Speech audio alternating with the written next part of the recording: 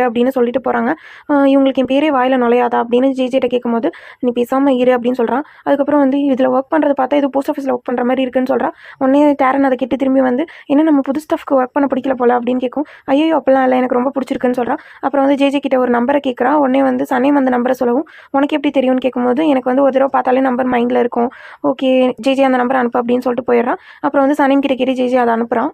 இங்கே again employee தான் காட்டுறாங்க. ஆஃபீஸ் ஃபைல்ஸில் சைன் பண்ணிவிட்டு லைலா கிட்ட வந்து உனக்கு இனிமேல் பொறுப்புகள்லாம் அதிகமாக போகுது, நிறையா ஒர்க் செய்கிற போகுது அப்படின்னு சொல்லிட்டு இருக்கான். எனக்கு புரியல மிஸ்டர் எம்ப்ளாயினோடனே நான் வந்து ஜென்ரல் மேனேஜர் ஆக போகிறேன். அப்பா ட்ரிப் போகிறாரு, அண்ணாவும் ஊர் சுற்றிட்டு இருப்பான். ஸோ வந்து நான் தான் இனிமேல் ஜென்ரல் மேனேஜராக இருக்க போகிறேன், நீ என்னோட அசிஸ்டண்ட்டாக தான் கண்டினியூ ஆக போகிறேன். ஸோ வந்து பி ப்ரிப்பேர்ட்னு சொல்கிறான். யார்ட்டையும் சொல்ல வேணாம்னு சொல்லிடுறான். அவள் போனதுக்கப்புறமா ஒரு ரிங் எடுத்து கோட்லேருந்து எடுத்து பார்த்துட்டு இருக்கான். அவள் வெளியில் ரொம்ப ஹாப்பியாக லைலா வெளியில் போயிட்டா.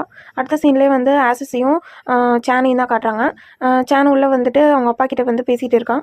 ஆசிஸ் வந்து சேன் கிட்ட வந்து உட்கார நான் அவங்ககிட்ட பேசணும்னு சொல்லிட்டு இந்த மாதிரி நீ இனிமேல் வெளில எங்கேயும் போகக்கூடாது, நீ நம்ம ஆஃபீஸை பார்த்துக்கணும் நான் திரும்பி வர வரைக்கும் அப்படின்னு சொல்லும்போது சேன் வந்து அதெல்லாம் என்னால் முடியாதுப்பா, எனக்கு மனசுக்கு பிடிச்சது தான் நான் பண்ணுவேன், நான் வந்து இப்போ தான் எனக்கு உலகம் ஃபுல்லாக ஃபோட்டோ எடுக்கிற ஒரு ஆப்பர்ச்சுனிட்டி கிடச்சிருக்கு, நான் அதை தான் பண்ண போகிறேன், ஸோ என்னை ஃபோர்ஸ் பண்ணாதீங்கப்பா, என்னை ஃபோர்ஸ் பண்ணி இங்கே இருக்க வைக்க முடியாது, உங்களுக்கு தெரியாதா, இல்லை நீங்கள் இருக்க வேண்டியது ரொம்ப அவசியம், நம்ம ஆஃபீஸோட நிலைமை சரியில்லை.